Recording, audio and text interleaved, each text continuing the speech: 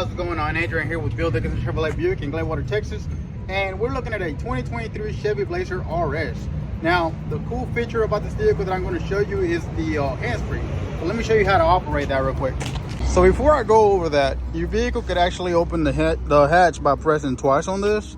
It also has a button inside of the vehicle, which is on your door.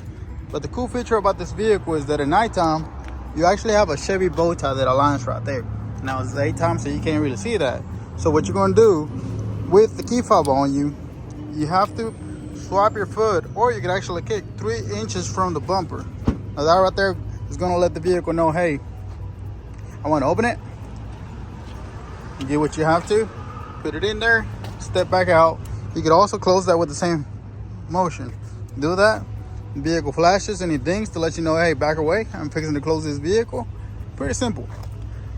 So guys, if you have any questions about this or anything else on our lot, check out our website at www.bdchevy.com. Thank you.